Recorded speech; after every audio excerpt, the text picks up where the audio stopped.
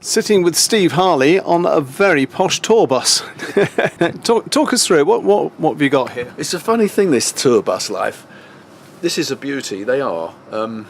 We've got a huge living room up at the front, bunks up there with private shutters, a double bedroom at the back. I wonder who might be using that.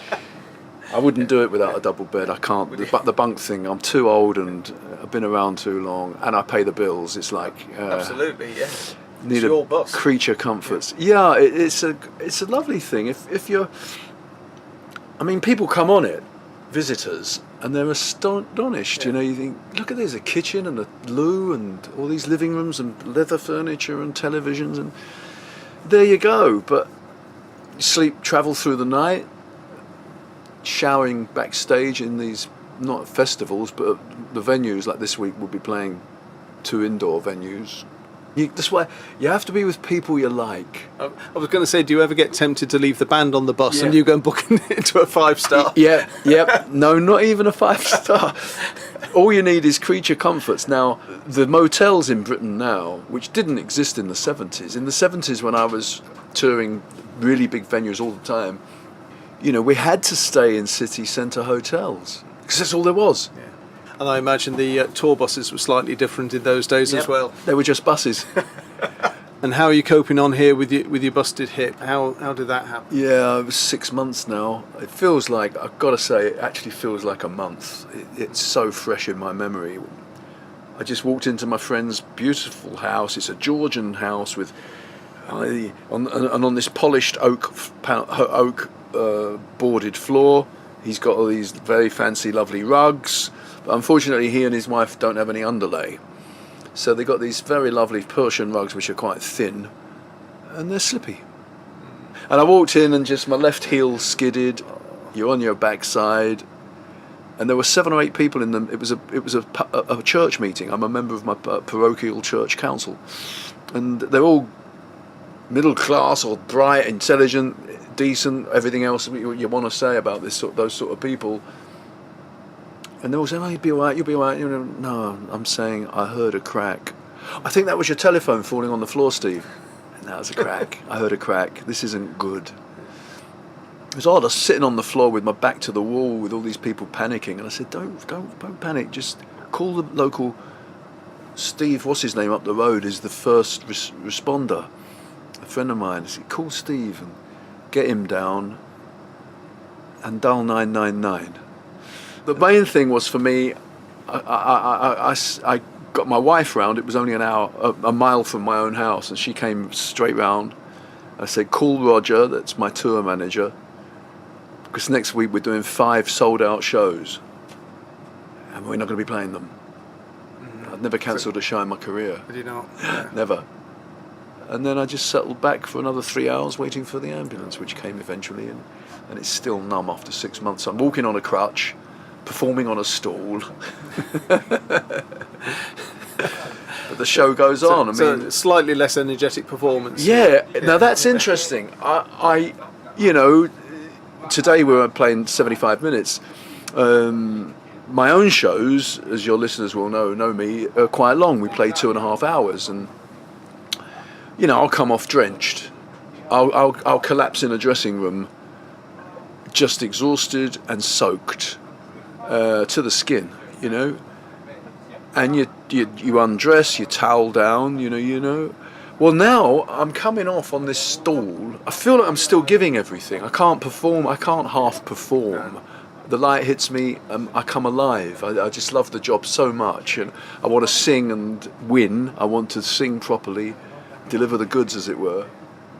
And I'm coming off from this stool after a long 2.25 hour show, and I'm quite cool. Barely broken a sweat. It's interesting that the physical movement of playing guitar, standing and moving about. But clear that you obviously enjoy it as much as ever.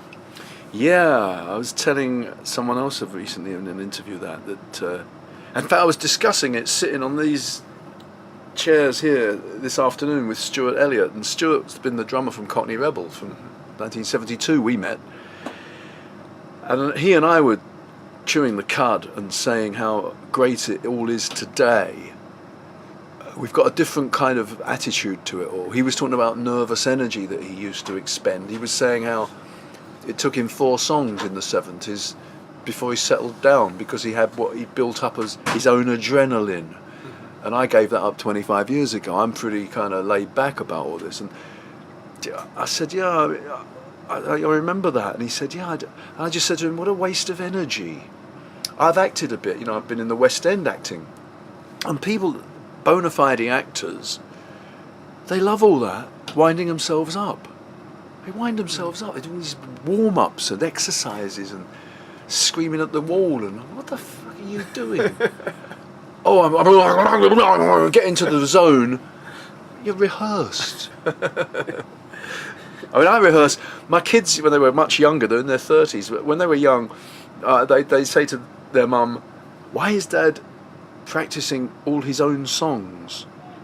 He hasn't played for 3 weeks, and he's going off tomorrow to tour, or to play 1 show, 2 shows, or tour, and he has to know he's got it right. Yeah. And I do. I'm at home. Professionalism. It's what it is. Yeah. I was at home last night waiting for this trip. We're doing 4 shows in a row. I was up until midnight, from about 4 o'clock in the afternoon, playing my own songs. It's ridiculous.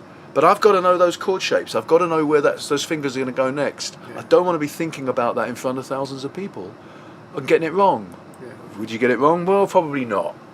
Probably not. Do I know Mr. Soft? Probably. But yeah, it's really satisfying to know that you've just played it a few hours ago. Yeah. So it's in your mind, the shapes are in your mind, and you retain all this information. Have you any idea how many times you might have played Come Up and See Me? Ever worked it out? Thousands. No, I mean, it's thousands. I play 50 to 100 shows every year, and it's 40 years. 4,000. What does it matter? I mean, it doesn't owe me anything. That's such a great song. So. Well, thank you. It's great to play it and sing it. I mean, we always think whether we're playing an hour at a festival, 75 minutes, 2.5 hours. Of course, it tends to be the last thing I do. Yeah. But you see people's lives come bouncing into vibrant excitement. It's very, very. It's good to be part of it. It's good to own it. Yeah. and now it's on an advert for Viagra as well. Yeah. I took the Pfizer shilling. Yeah, I did wonder if they might have gone with Mr. Soft, but that is the joke. Why didn't they use Mr. Soft? Well, it's sort of amusing, but on the other hand, it would defeat the object, wouldn't it? Yeah. Well, except for a glorious 4 days here. So, thank you very much. Yeah, my pleasure. Nice talking to you. Okay.